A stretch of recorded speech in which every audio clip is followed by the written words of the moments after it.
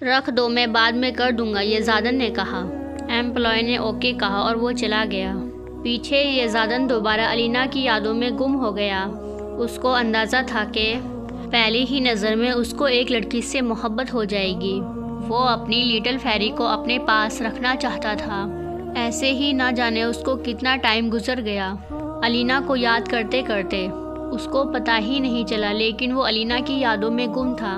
الینا جیسے ہی گھر میں داخل ہوئی، اس کی ماں گھر پہ نہیں تھی۔ اس نے شکر ادا کیا کہ چلو ٹھیک ہے، اماں گھر پہ نہیں ہے، ورنہ وہ فضول میں پریشان ہو جاتی۔ وہ اپنے کمرے میں گئی، یہ زادن کے بارے میں سوچنے لگی۔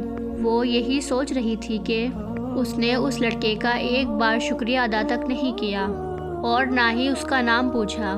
ایسے ہی یہ زادن کو یاد کرتے کرتے اس کی آنکھ لگ گئی اور وہ سو گئی۔ دونوں آنے والے وقت سے انجان ایک دوسرے کی یادوں میں گم تھے۔ ان دونوں میں کسی ایک کو بھی اندازہ نہیں تھا کہ آگے ان دونوں کی زندگی میں کون سا طوفان آنے والا ہے۔ ادھر الینا کی اماں جیسے ہی گھر میں داخل ہوئی تو اس نے الینا کو نہ دیکھا تھا، وہ اپنے روم میں چلی گئی تھی۔ الینا کی اماں کو ایک ہفتے سے دل کی جگہ میں بہت درد ہو رہا تھا۔ وہ سمجھی کوئی معمولی سا درد ہوگا۔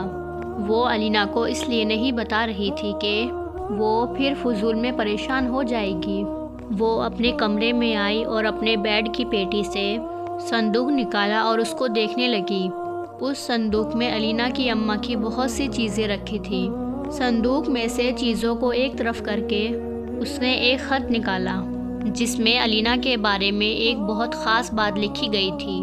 ان کو اندازہ تھا کہ اگر وہ اس دنیا سے چلی گئی تو ان کی بیٹی اکیلی رہ جائے گی، لیکن وہ کیا کر سکتی تھی؟ یہ تو قدرت کا نظام تھا۔ ہر ایک انسان کو اپنے اللہ تعالیٰ کے پاس واپس تو جانا ہی ہے ایک نہ ایک دن، اور الینا کی اماں کو یہ اندازہ تھا کہ ان کا وہ دن بہت جلدی آنے والا ہے۔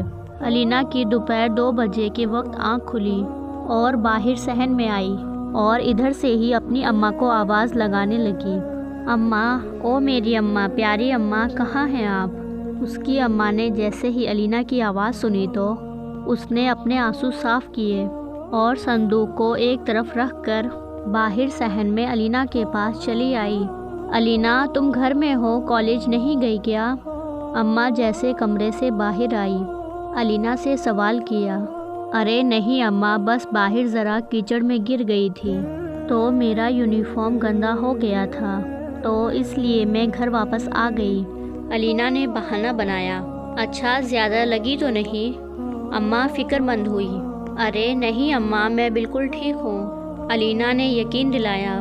اچھا چلو جاؤ، منہ ہاتھ دھو کر آؤ، میں کھانا لگاتی ہوں، اماں نے کہا اور کچن کی طرف چلی گئی اور الینا اپنے کمرے میں فریش ہونے چلی گئی۔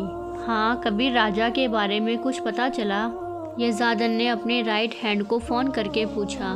نہیں سر، بٹ میں مکمل کوشش کر رہا ہوں، انشاءاللہ بہت جلدی پتہ چل جائے گا، کبیر نے جواب دیا۔ نہیں کبیر، مجھے کوشش نہیں چاہیے، مجھے وہ بندہ اپنے سامنے چاہیے، یہ زادن نے غصے سے کہا۔ سر، مجھے اس کی فیملی کے بارے میں پتہ لگا ہے، لیکن میں کنفرم نہیں کر پایا، میں کنفرم کر کے آپ کو بتا دوں گا، کبیر نے کہا۔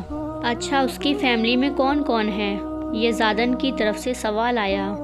سر، میں پتہ کر کے بتاتا ہوں، انشاءاللہ 1 ہفتے کے اندر آپ کو دوبارہ کال کر کے بتاؤں گا، کبیر نے اپنی طرف سے مطمئن کرنے کی کوشش کی۔ چلو ٹھیک ہے، جیسے ہی کچھ پتہ چلتا ہے تو سب سے پہلے مجھے کال کرنا، یہ زادن نے کہا اور کال بند کر دی۔ وہ چاہتا تھا کہ پہلے وہ اپنی ماں کا بدلہ راجہ سے لے لے اور اس کے بعد اپنی لٹل فیری سے شادی کر لے اور اپنی ایک خوشحال اور مکمل زندگی گزارے۔ اپنی لٹل فیری کو یاد کر کے وہ گہرا مسکرایا۔ چلو ایک ملاقات تو بنتی ہے، اس نے خود سے کہا اور گاڑی کی چابی اٹھا کے باہر چلا گیا۔ ادھر الینا اگلی صبح کالج جانے کے لیے تیار ہو رہی تھی۔ الینا، آؤ ناشتہ کر لو، اماں نے آواز دی۔ جی اماں، الینا نے اپنے کمرے سے ہی جواب دیا۔ اس کی اماں ناشتہ لگانے لگی جب اسی وقت ان کو زور سے چکر آئے۔